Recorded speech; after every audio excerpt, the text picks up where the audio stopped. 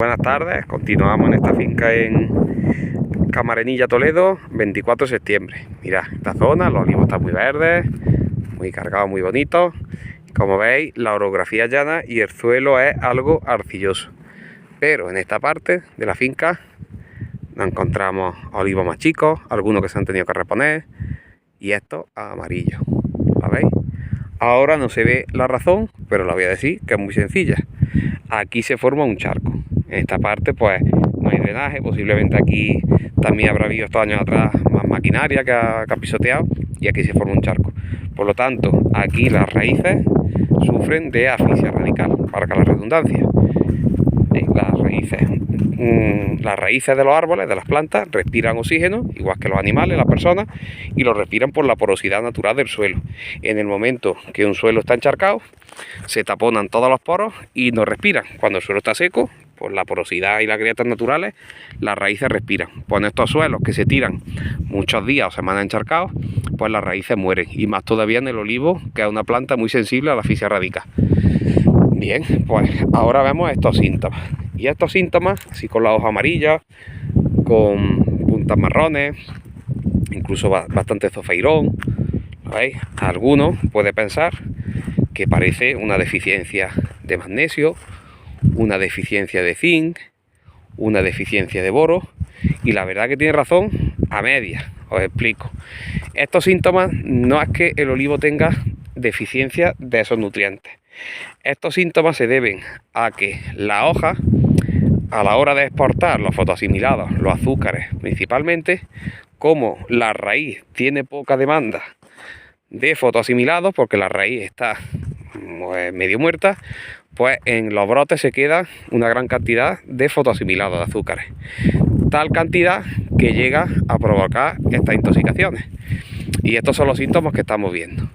Y ahora si por ejemplo tenemos una deficiencia de magnesio, el magnesio es un nutriente encargado de la formación también y extrapolación de azúcares.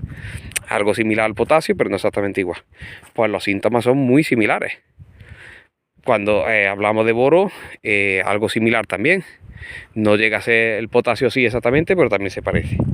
Pues para que veáis que no se trata, ¿tienen falta de magnesio por asfixia radical? No.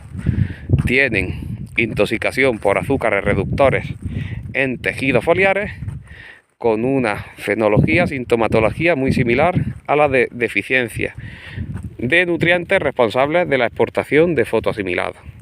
¿Veis? El zofeirón, igual que la falta de zinc, la hoja amarilla en el ápice como el magnesio y las necrosis apicales como deficiencias graves de boro y de zinc. Así que cuando veáis esto pensad que hay algún problema por el que la savia elaborada no baja. Y este síntoma lo vemos exactamente igual. Por ejemplo, os voy a poner otro ejemplo. Cuando una rama joven de un olivo tiene ozofera.